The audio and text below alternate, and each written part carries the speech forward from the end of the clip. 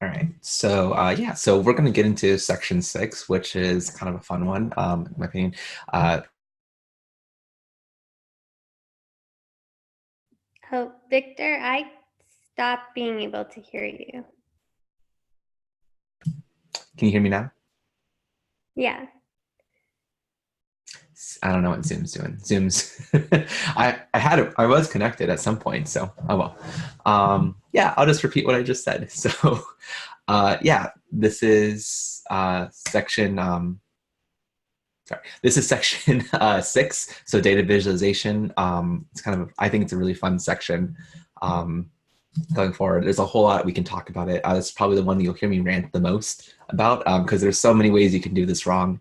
But basically, a general thing about data visualization, it's a storytelling. It's really what you're doing is you're telling stories with visuals. And I'll talk about a little bit like why this is and what this looks like and everything like that.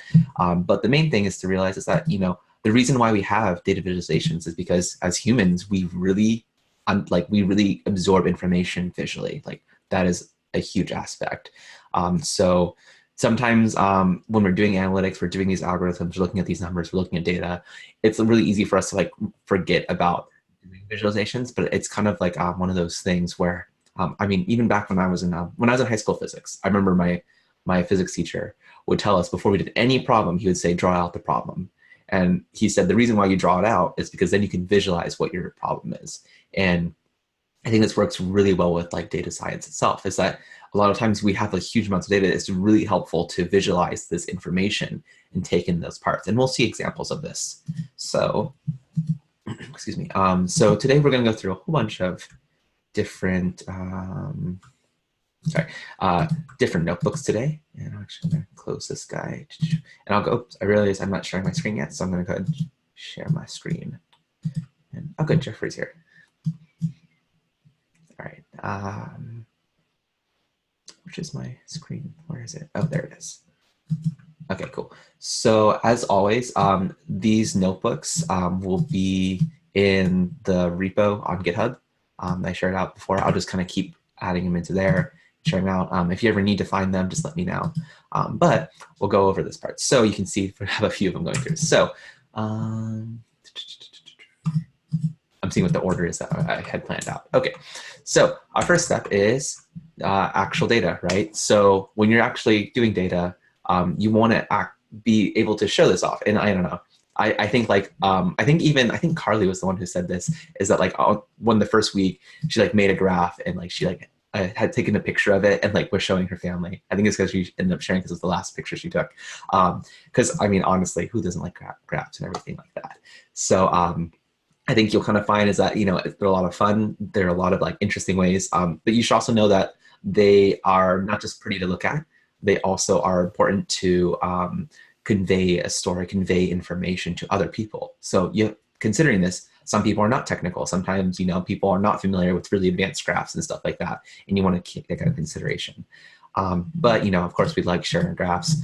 For example, sharing your favorite bars in a pie chart or sharing your favorite pies in a bar chart. Okay, so, or yeah.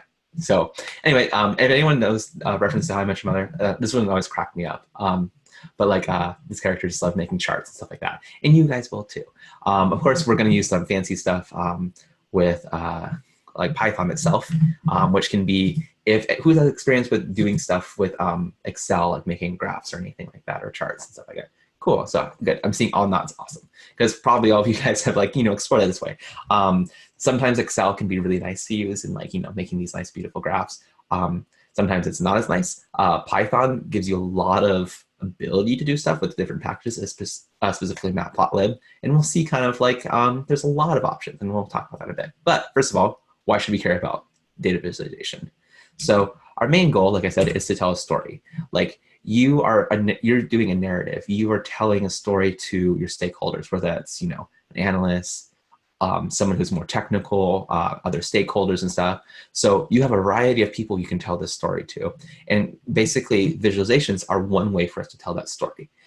Think of it as, who likes to look at a bunch of numbers? No one likes to stare at a bunch of numbers because it's really hard to understand.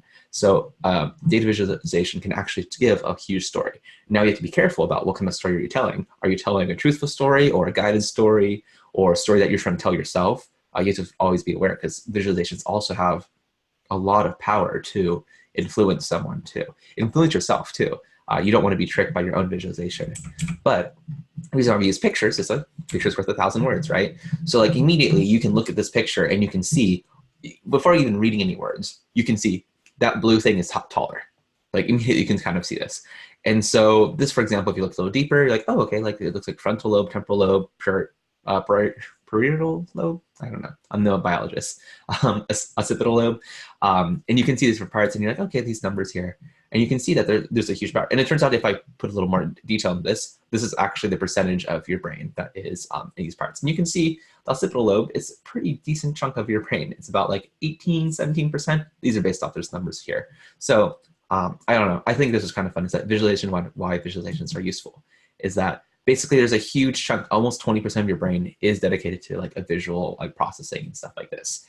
So the next part, the frontal lobe, I don't know if any biologists are here, or I don't know if anyone's from like biologists. Well, no, frontal lobe is, for example, like reasoning and stuff like this, and like judgment and things. So it kind of makes sense as a huge portion of our brain.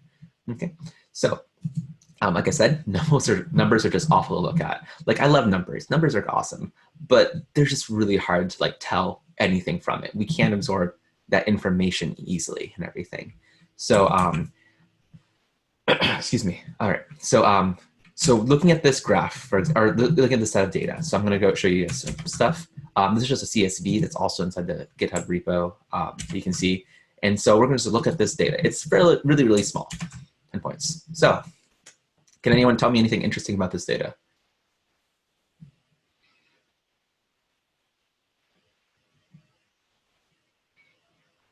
It's only like 11 numbers, right? Or 11 different columns or rows. Yeah. So you can see already it's like, it's tough to see that. So we can do some help, right? It's like, okay, we can do like for a DF1 to describe. So we can do like, you know, how many there are. It's like, oh, there's 11 points. The mean is 9. Okay, cool. You can see at least for X, Y is 7.5, but you can see the mean is 9, standard deviation 3.3. So it's like, okay, like it's got a decent spread. Okay, minimum is 4. It's like, okay, I could have probably figured that out eventually. Maximum is 14. Okay, it's like, all right. Kind of has like, I don't know about you guys, but like, all right, I got information. We said that all the big numbers on there basically, right? The max, the min, the mean, the count, standard deviation. We could talk about mode, but there's no mode in this case. Nothing's repeated over and over. We could also report like the median, which is the 50% right here. So that is the median is 9. Turns out to be exactly that number. So it's pretty easy, right? So if I plot this out, does anyone know what this is going to look like? Like just off the top of looking at those numbers? And I'll answer for you. No, you don't know what it's going to look like because it's going to be too hard for you to visualize that. And that's the whole point, is that you say, oh yes, now I can see this data. Now it's a little bit easier. It's like, okay, now it's a lot easier to say, hey, it looks like it's kind of trending up as X increases. We can start seeing like it's not perfectly, it's not a perfect thing. It looks a little fuzzy with randomness here and there, but you can generally see this going through. It looks more like a line direction, right? Pretty straightforward, right? So that, you know, you can see like, okay, like maybe, and if you were convincing yourself, maybe it's like, oh no, I could probably get that information. Look at that. I don't think anyone does this, but you could say like, oh, maybe I don't need a visualization. I could just probably get all this information out. What's the big deal? Well, okay, let's check out the next distribution. Fun with numbers, right? We're just gonna look at just a bunch of numbers today as lessons of visualization. So you can see here, here's our new set of numbers, and I won't save you the trouble of trying to figure out what's going on. But we can see here, oh, okay, so let's see here. We have our, you know, count's 11 points, all right, like normal. Our mean is 9, oh, 9 again. Standard deviation, oh, 3.3. Minimum's 4. Maximum's 14.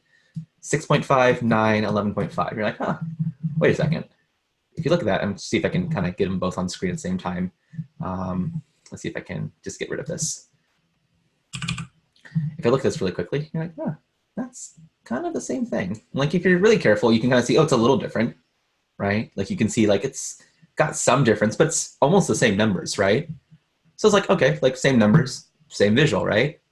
Well, if you look at this now, very different. And so you can see here is that like, the point I'm trying to point out is that this is not the full story. The full story is in fact the full data set. But of course, the full data set is very hard for us to process. Like think about it, I just showed you 11 numbers. Can you imagine looking over like our typical data set where it's like at least like 100, like That's like really, really small data science. So you can imagine that, be able to visualize this stuff, like just by plotting it out, immediately tells you a story, immediately tells you what's going on. And we're good at, as humans, we're good at finding patterns. In fact, sometimes we're almost too good to find patterns in here. So you're like, okay, cool, Victor, you just showed me a bunch of stuff. What's the big deal, right? Well, the real reason is because this actually comes from Ascom's data quartet.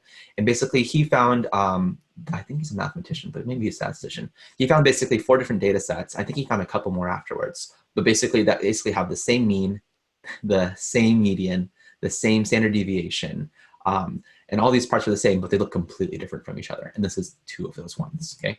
So I have this next one here, and I call it secret data set. If I gave you the name of the data set, you would know immediately. And so you can see this data set is a lot longer.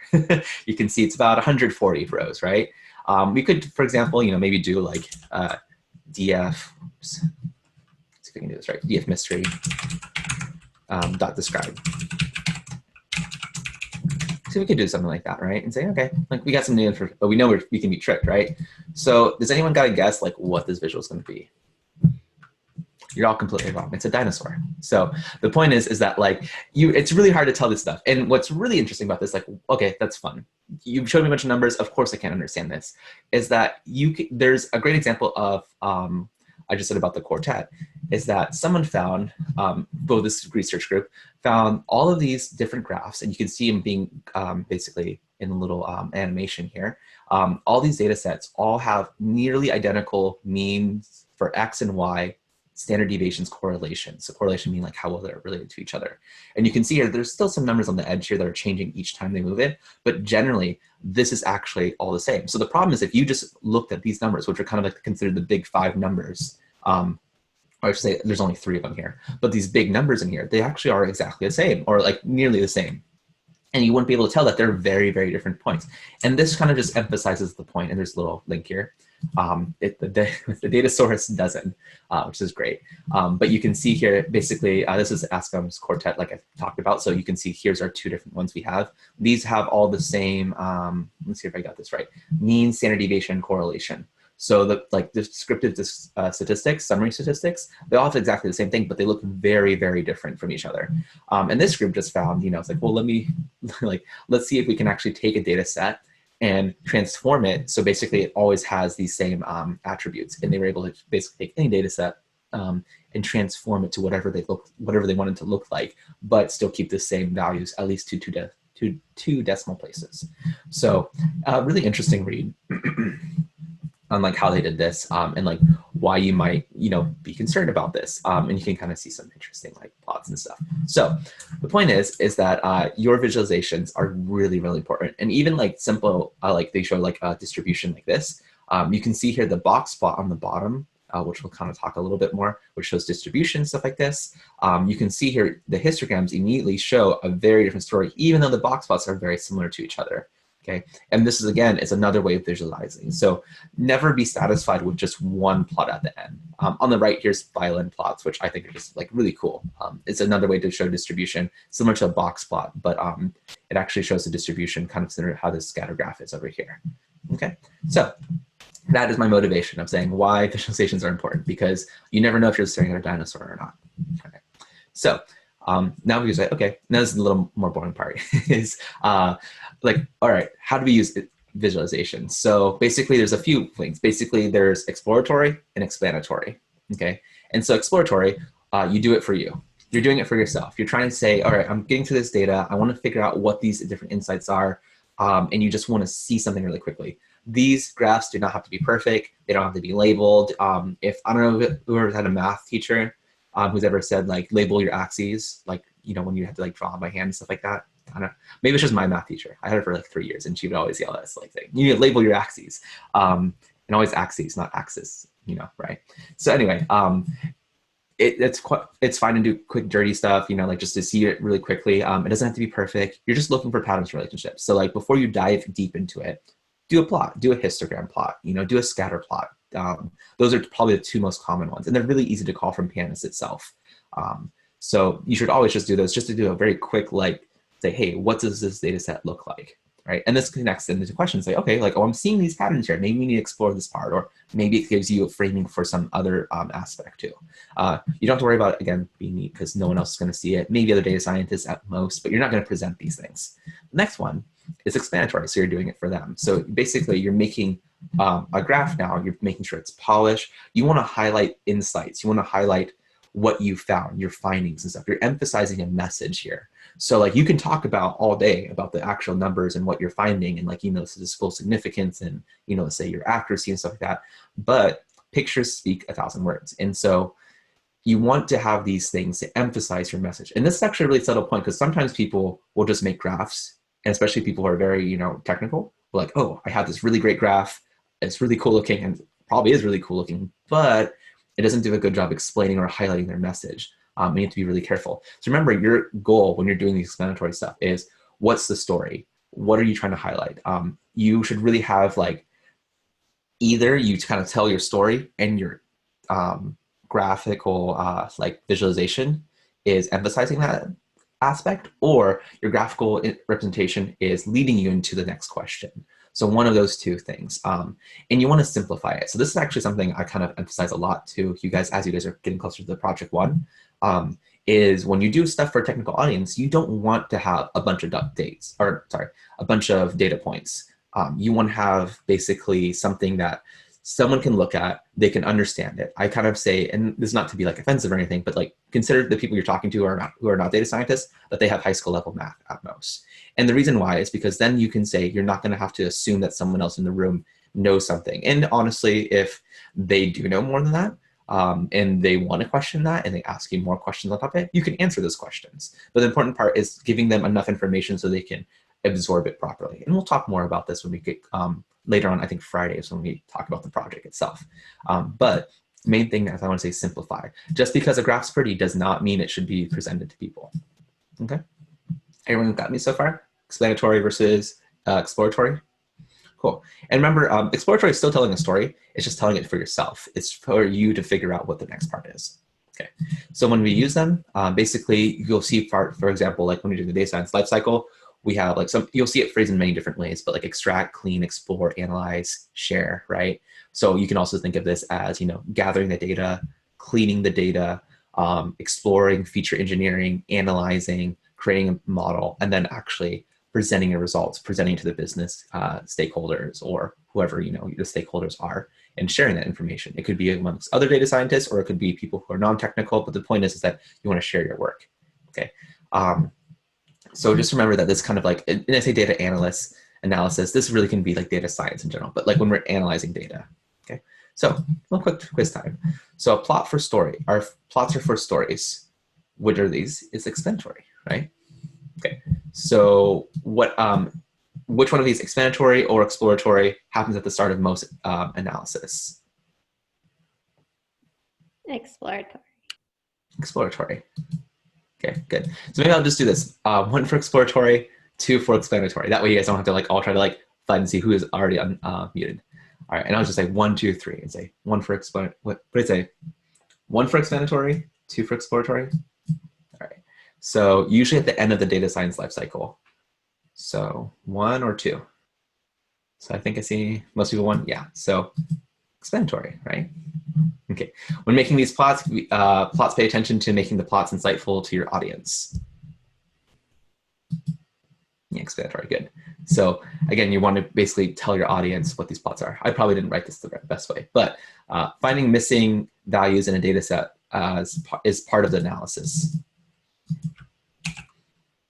Okay, 2, good, yeah, good. Yeah, you guys all passed, so you guys looked a little nervous there. Like, it's like, oh no, quiz, I didn't know, I wasn't ready. All right, so anyway, there's some more practice on here that I like to reference, kaggle.com/learn.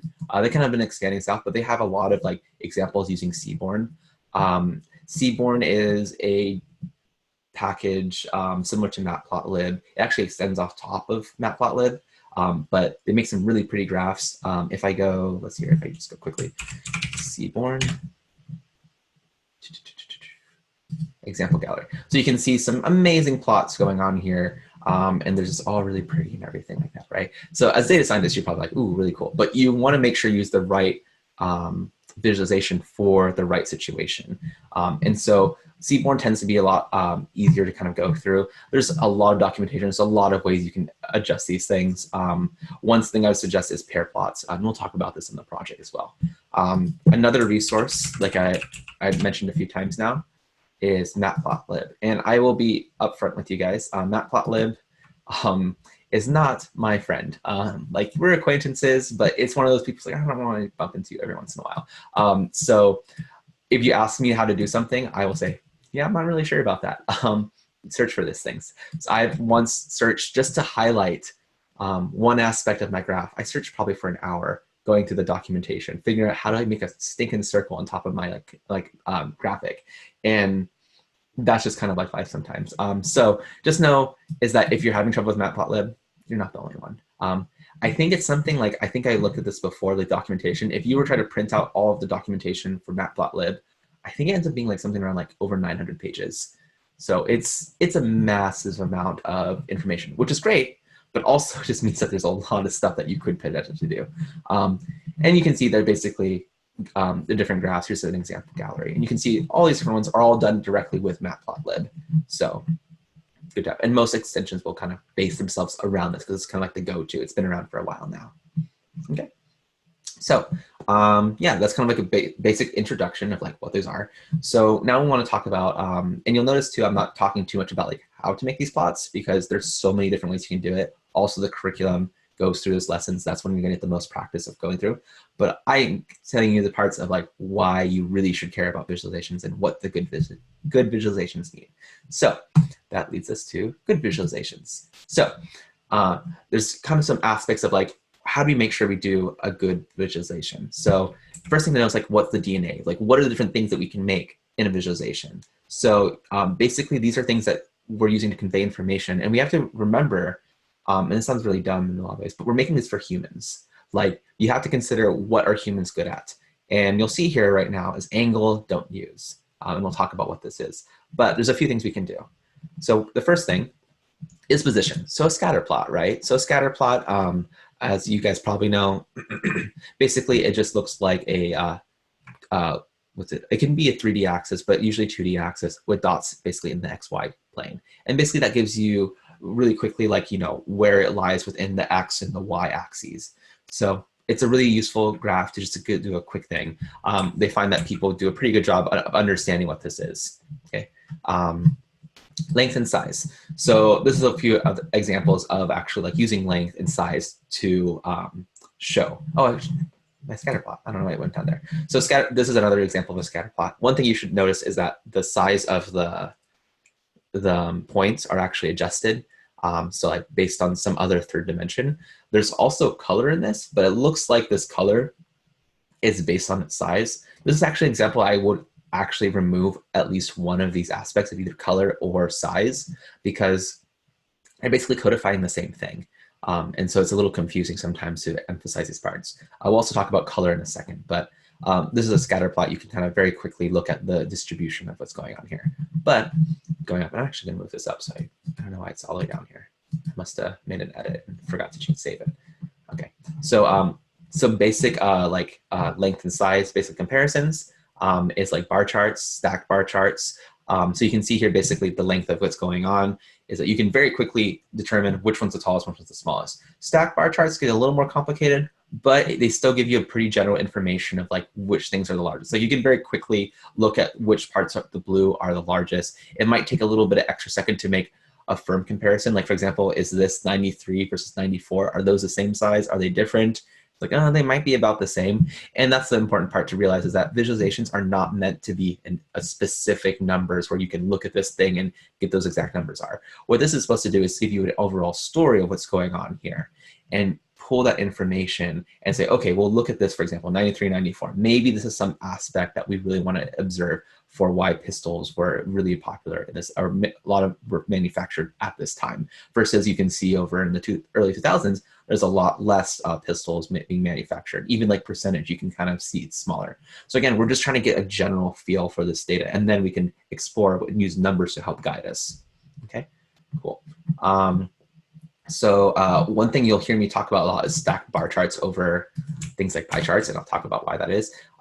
They find basically the research is that length, size, and position are big parts. Basically, every person pretty much can like does a really good job of understanding the difference between position, understanding length and size. One thing I kind of mentioned here is area, which we'll talk about. Area is kind of related to size, but can actually be really difficult for people to compare the two and saying what is a higher area. So if you're doing a bar chart or stack bar chart, be careful, be aware that you're really doing a same area, like, sorry, not area. You're comparing length, not the area. So you're really comparing this part. And the way you can really think about this, like, oh, well, the area is just going to be this base times the height. So the only thing that's changing is the height since the base is the same. So really what you're comparing is length. So it's a little bit easier, even though some people might say it as area. So just kind of be aware of those things. Okay. So the next one is shape. So these next ones, shape, color, angle being the worst, we'll find that basically they're not as clear for people, but you can use them to help kind of give extra context. So one thing, for example, in a scatter plot, you can add extra elements like I showed with the color and the different size of the actual scatter plot. Here you have basically different symbols to represent different parts. And you can see here again, they kind of are using two different things to emphasize the same point. This is where, in my opinion, if you start having to use two aspects to define one dimension, it means your graph's probably getting a little too much information. Maybe it's a little too unclear, but you'll see this classically go through. And also know, which kills me a little bit, is that this is the default. It automatically does this. So you have to try actually harder to change these colors specifically. But by default, if you change the shape, you also will get different colors as well. So beware. Now, note, however, as you guys probably squinted, it's probably better that these are actually different colors because some of these symbols are actually really hard to ascertain. So this is where I kind of go in to say, be careful about what you share to other people, is that you want to make sure your thing is understandable. You want to make sure that someone can look at it and quickly ascertain it. If someone has to squint at it and say, what exactly is going on, then maybe it's not the best one to tell the story. Maybe you need to simplify it in some way, or maybe show only parts of the graph or something like that. Again, it depends on your audience, but usually I would say if you're not talking to data scientists, maybe data analytics, you probably want to simplify your graph, even if it's not showing the full data set, because the important part is telling the story, not showing them the data. They're not going to go do the data themselves. If they want to, they can talk to you and get the information and work from there. But the graph itself is supposed to be telling that story that emphasizes those points. Okay. All right. And so any questions so far? I'm kind of going through this relatively quickly. Okay, cool. All right. So next thing is color. So like I said, color is really useful to actually do this contrast. You have to be a little careful about like when you want to use color. Again, you don't want to use color serendipitously, just like whatever, like I'm going to use color whenever I want. We'll talk about why that is in a second. But for the most part, it can do a pretty good job of emphasizing. A few things that we'll talk about also is color blindness, is that you want to be aware of what colors you're using. But in general, colors are a nice thing to distinguish. Now, this is where like I would say like this bar chart, Scatterplots probably makes the most sense for color because you can very quickly look at where things are emphasized versus the shape. I think the shape tends to be a little bit harder to figure out what's going on, especially if they're overlapping and stuff like this. If you're using color, it's usually a lot easier to find.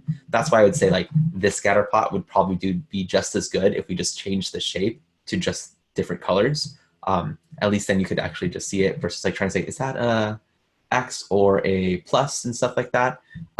It only reason why it's a lot easier is probably because it's a different color. So it kind of shows you like maybe you should just do that. I say bar chart sometimes because, well, let me ask you guys, why might you need color in this graph right here?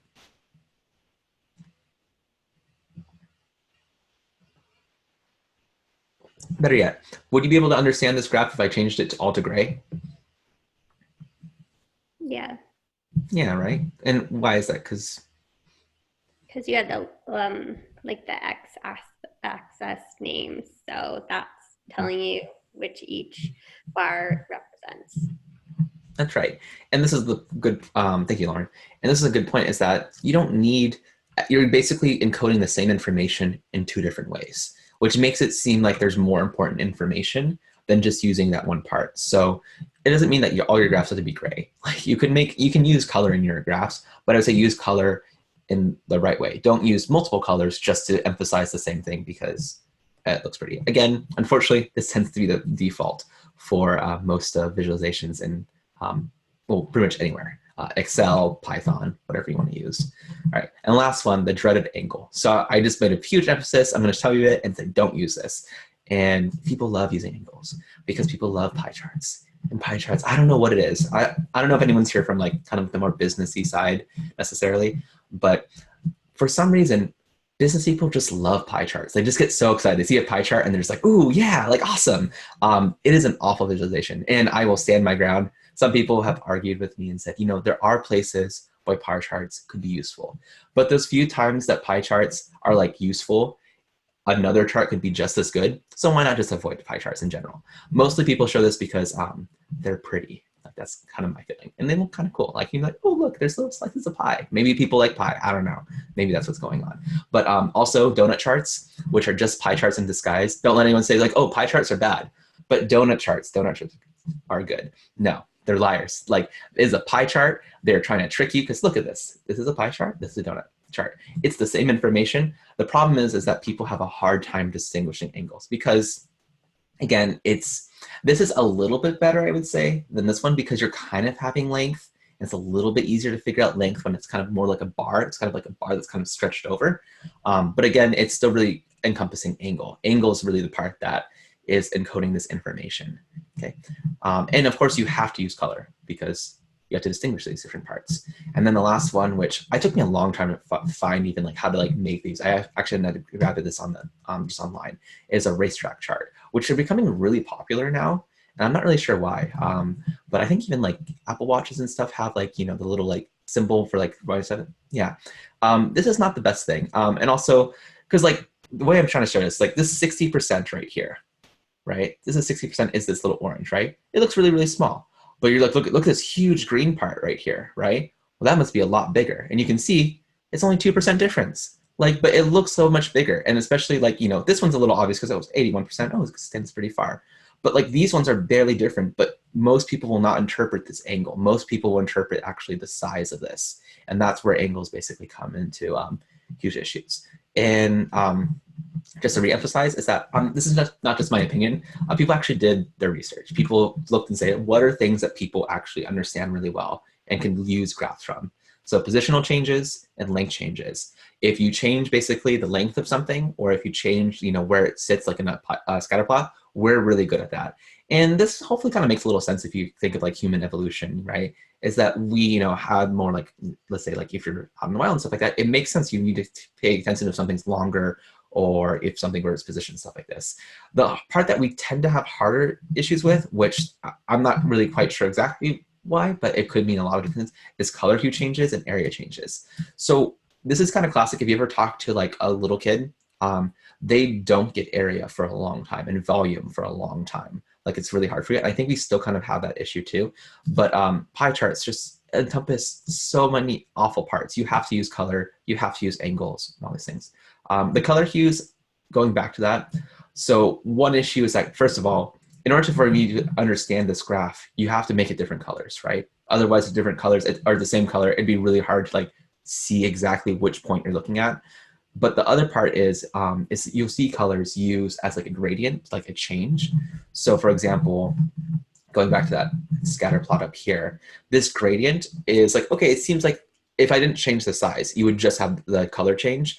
Color hue changes are a little harder for us to figure out what is more because we kind of draw our lines differently, like where in the color wheel it's kind of increased. Especially people love using like red and green as like a spectrum of like, oh, red is bad and green is good. And they kind of have like this in-between part. Well, first of all, color blindness. We'll talk about that. But the second part is like, where exactly is that value? If I gave you something that's between red and green, what is that value exactly? And people don't have a good job of like actually quantifying that without some comparison.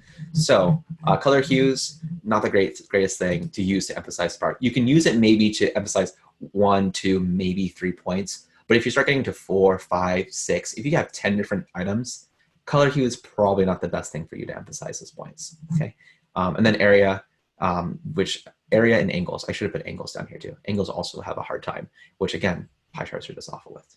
Okay, so we saw the different elements of pie charts, of different data visualizations, different parts like what we should emphasize. So one good aspect to do is just look at what are bad visualizations. What make visualizations bad, and make sure we don't do those parts. So the first thing to know is that basically, or the few parts is basically they obscure, or at worst they lie. So like it's either they can actually give false information, not purposely, but maybe by accident, or people use them purposely to actually tell not truths. So there's a few examples I have. So we have misleading, hiding data, and distracting. So misleading. So, oops, sorry, I don't have an example of that. For misleading, basically, you can have, why don't I have an example of that? I just realized. I think it's further down. Okay. There's examples of like misleading, for example, where you maybe cut off part of like the axis, or you don't start the axis at 0. So it's a little harder for it to understand. Maybe you make the colors kind of more similar to each other. It can be misleading, whether it's on purpose or by accident. The second part is just hiding data. So one is like basically you can kind of hide data within like your data visualization if you frame it right, where you make people focus on certain aspects. So for example, I don't know the exact colors, but I know certain colors are more considered heavier than other colors. And so people perceive that as a higher value, even though it doesn't really mean anything. So this can actually like hide information behind it, and it can be a little just, can give you a false sense of what's going on. And this can be done by accident, not necessarily on purpose. The other part is distracting, is that if you have a lot of stuff going on, you're just going to have a huge issue of just like emphasizing your story, because that's really what you want to talk about. So the Bible of like bad statistics and visualizations is How to Lie with Statistics. It's a great book. Has anyone heard about this book before? Okay, this is Shed Shakes. Yeah, this is a great book. It's, I think, from the 1970s. It might even be before then. But it's a great book that talks about, it's kind of a scandal side of how to lie. But most of these are more like by accident. Some people have taken this and actually used these to straight up lie and try to influence other people. But it's important for you to understand where it's to avoid these things so you don't do it by accident, either tricking other people by accident, or tricking yourself, which is also a bad thing too, because leading you down a wild goose chase that doesn't actually exist. Okay, so I do have some examples. I think this is what I was thinking about before, is things to look out for is chart junk, which I'll talk about, misleading stuff, and then color in general. So chart junk is basically anything where it's distracting from the actual meaning. So these are some old, 1980s kind of like style things. And you can see here, like, I don't know how well you can see, this is like a pyramid graph that's kind of like 3D. And it's like, oh my gosh, like it's so much going on. It's already hard to look at, like just the colors, but there's a lot of information that just seems redundant. And this comes from a lot of things. One, 3D is probably just not good. Like, try not to use 3D graphs. They look pretty, they're fun to do. You're like, ooh, pretty, but all the time they distract actual information. And sometimes a little bit harder to understand what's going on. The other part's a little subtle, which happens a lot, are these grid lines.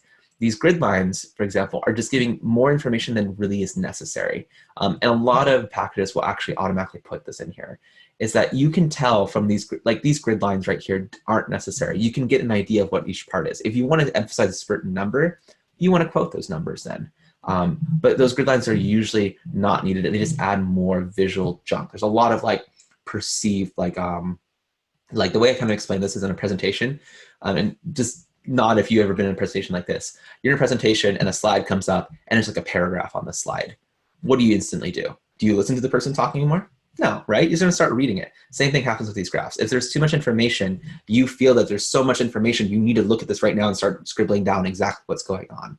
That's what you don't want to do. Remember, your graph, your visualization should be telling a story and really emphasizing an idea versus trying to distract someone trying to get all the information all at once.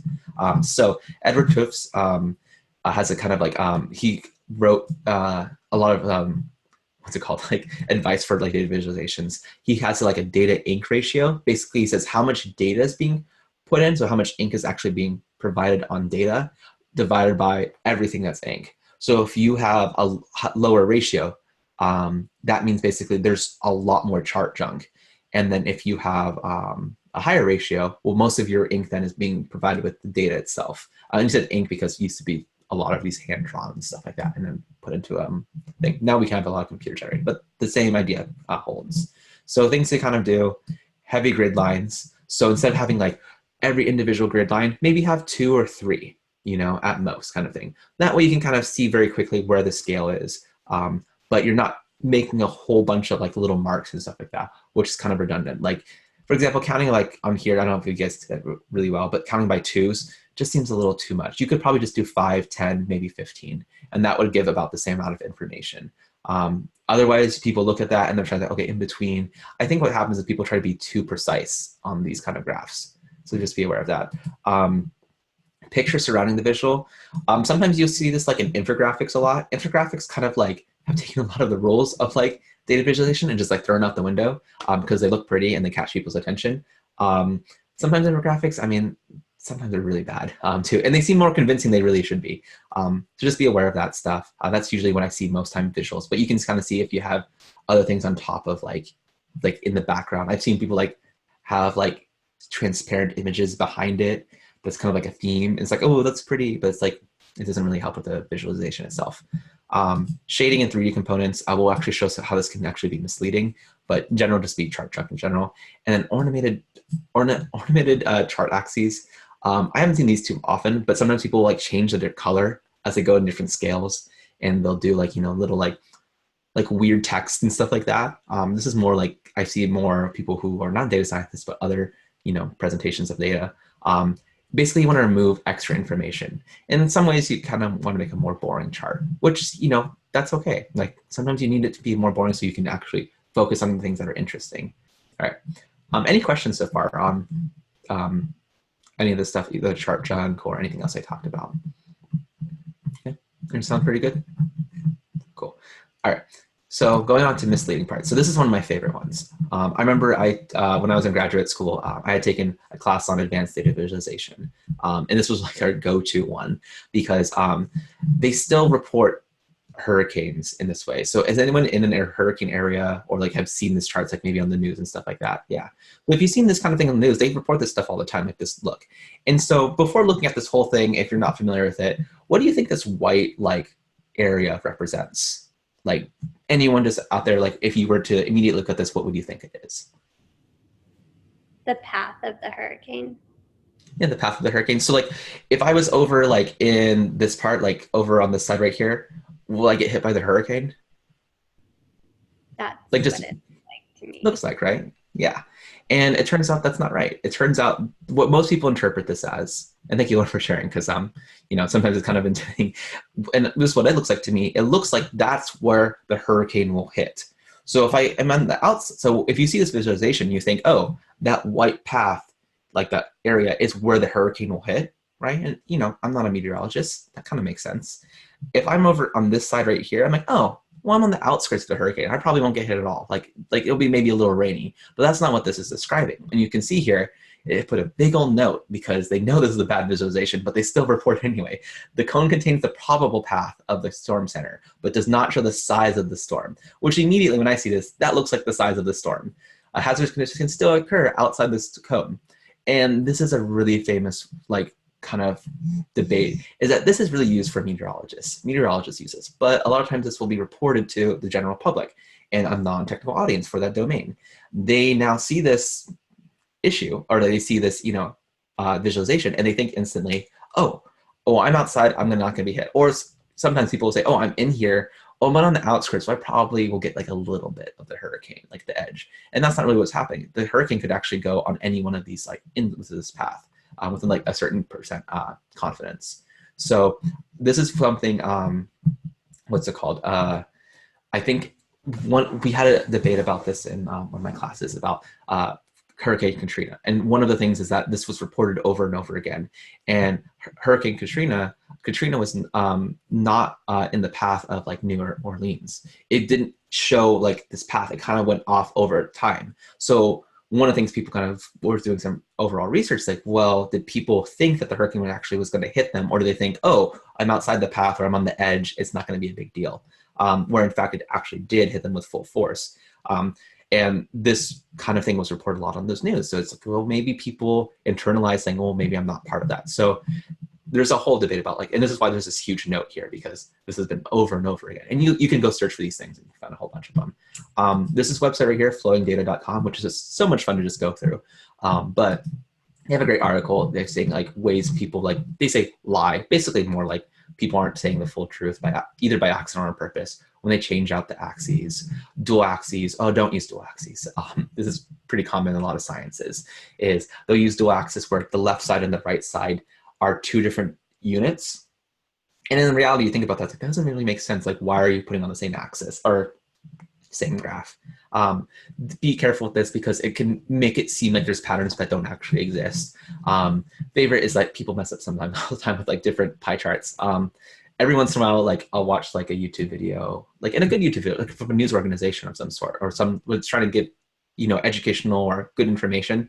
And you look at that pie chart. I've done it a few times where I'm like, wait a second, and I had to like rewind it and like that didn't add up to 100%. Because people, even how alpha pie charts are, people still mess them up when they're supposed to be used properly. And then absolutes and stuff like this. So this one's an interesting one.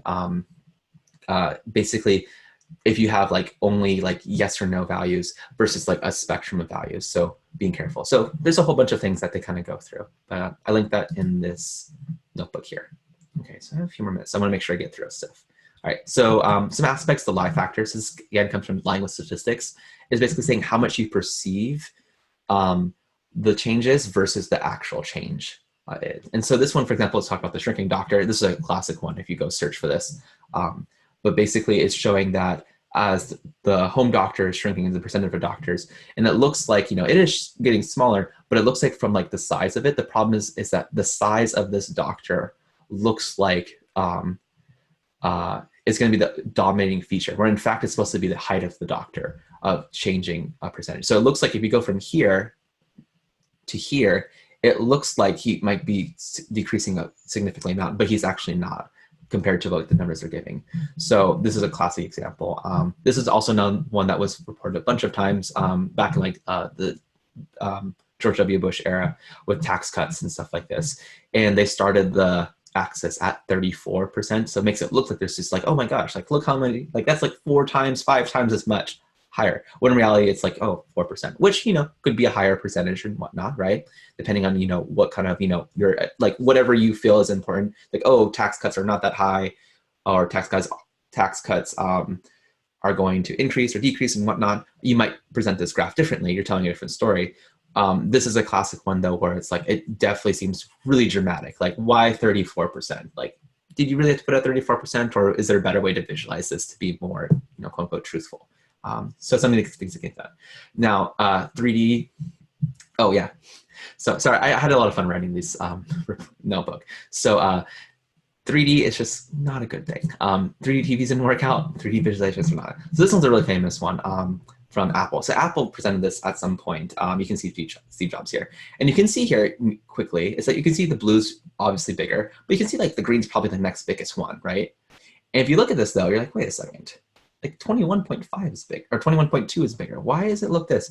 And it turns out part of the reason why is that it's on a slant because it's a 3D graph. So the problem is in 3D, things that are closer to you or supposed to be closer to you look bigger. So the problem is that this guy right here probably looks a little bit bigger than it should be. There's sometimes people like remove these numbers, and like if you take out these numbers and try to say, okay, like, you know, which one's bigger? The blue one's obviously bigger, so they weren't completely lying in that case. But like over here, it's like, well, that's not quite right. And this could have been a mistake. This could have been something that no one really thought about. You know, if you're really malicious and like, you know, conspiracy, saying like, oh, this is from like they purposely put that in front to make themselves look better. Who knows, right? But the important part is that you don't want to use 3D graphs to either distract or honestly just mislead, because it does make it look like it's a different thing. Plus, they shouldn't be using pie charts, right? So pie charts are bad. Cool. All right. Any questions so far? Okay. Cool. All right. So our next part is color. So color, first thing, color blindness, don't use red and green. Just, I'm going to tell you right now, don't use red and green. Unfortunately, it's the default for most places.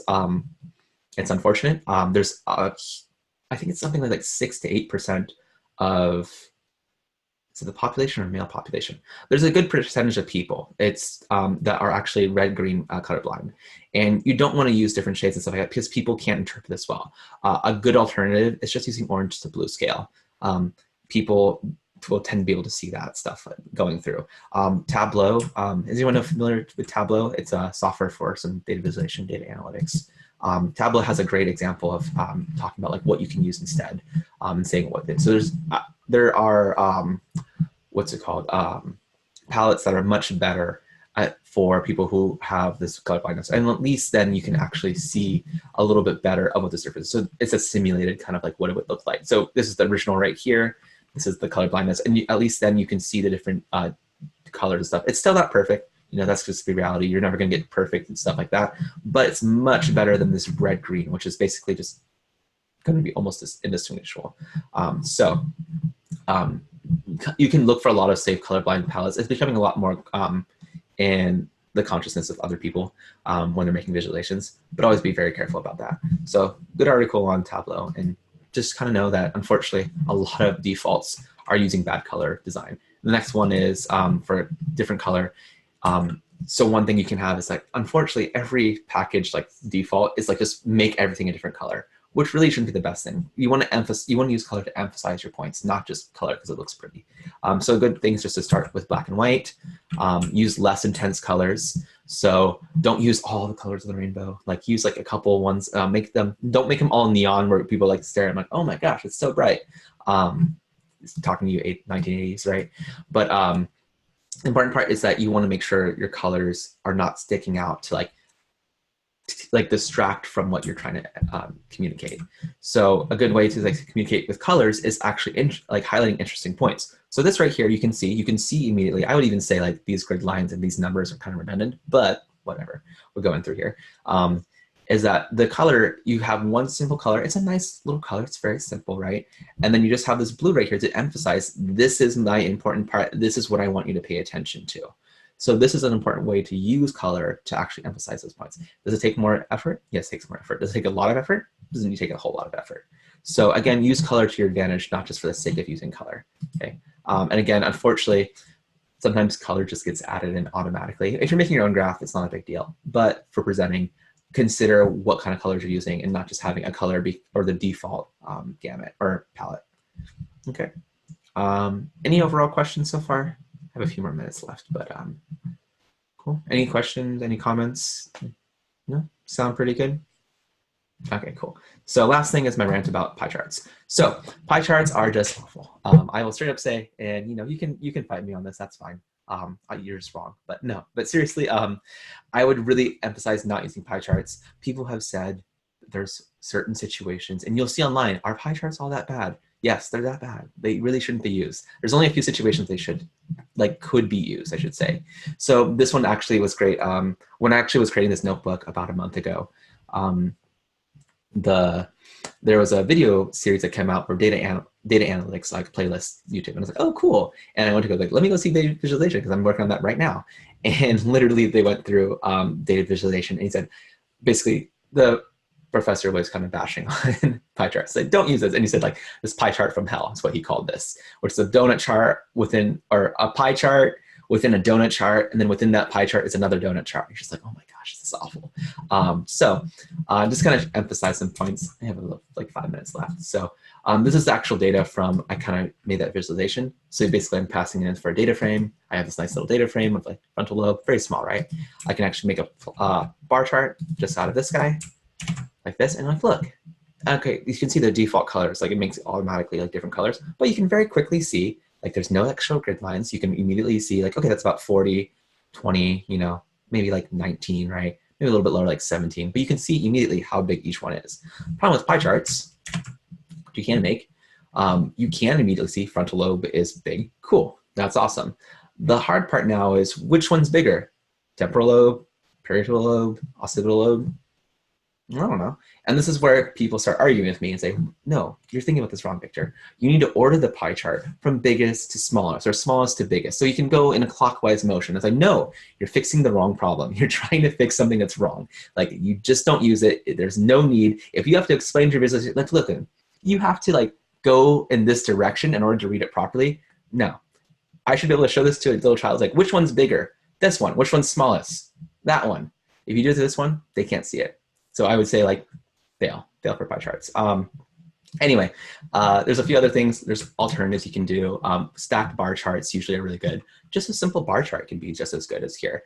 If you want to emphasize percentage, okay, a stacked bar chart makes a lot of sense. If you just want to emphasize which one's bigger, you can just use a bar chart. You don't have to use a stacked one unless you want to emphasize some change over time, whatever. Another emphasis on like good visualization, like I think I showed at the very beginning, was the stack bar. Now this is really cool, is that each stacked bar is essentially a pie chart. Could you imagine trying to compare multiple pie charts with each other? It'd be impossible. It'd be really hard to do. I've tried to do it and I realized how wrong I was. It was a different time. I was young and naive. I didn't know any better. So the important part is that you want to use something that makes sense. And what's nice too is that there's so many good things about stack bar. You can see exactly how much value there is. There's, 3 million on that very first part. And you can see it's about equal on each part. And look over here, 5 million or about 5.5 million. And you see, there's a lot more blue versus red, or like blue than anything else. Red's getting closer to there and stuff like that, but definitely more blue. If I had to do the pie chart, I couldn't emphasize that there's 3 million total, versus 5.5 million. If I had two different pie charts on there, I could maybe do the percentages and that might be good, but it still might not be super clear which one's bigger between these different parts. Sorry, I see someone in the chat. Proprietary, thank you. Jeffrey told me how to pronounce it. How is it pronounced, Jeffrey? Well, I'm sorry. Oh no, you're still muted. I can't hear you.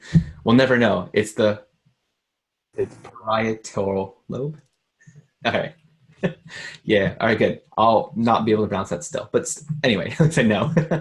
All right. Anyway, use a stack bar chart over a pie chart if you have to. There's some other alternatives. Some of them I don't like to do. Oh, I was getting back to this guy. If you want it, what I've seen some solutions, which again is not a good solution, but they say it's a solution. They'll scale the pie chart depending on basically how big. So instead of 3 million to 6 million, it's like, they'll just make the pie chart twice as big. What is twice as big? Is it along the radius? Is it along the diameter? Is it the area? Remember, area is not good. You should not be using pie charts. So anyway, again, there's some alternatives. Like here, sorry, I'm just so much anger right now going through. But again, another pie chart, you have to put numbers on it. You have to put numbers on it to understand those parts. It doesn't make any sense. But there's some good alternatives. Stack bar charts are probably my favorite. There's also like waffle charts, which I don't know if this one shows. This one I'm not a huge fan of, but you see this a little more often. I think it's still too technical for most people to understand what's going on. It's trying to show that 25% increase to 30% and stuff. It still loses a lot of like, what are you trying to show? But it's an alternative. Waffle charts. Do you guys know what a waffle chart is? There you go. This is also good because it's very clear. You can understand, there's different amounts. It's not perfect, but it's a lot better than a pie chart. So again, don't use pie charts. Okay. And that ends my full rant on data visualization. So any last questions before I stop the recording?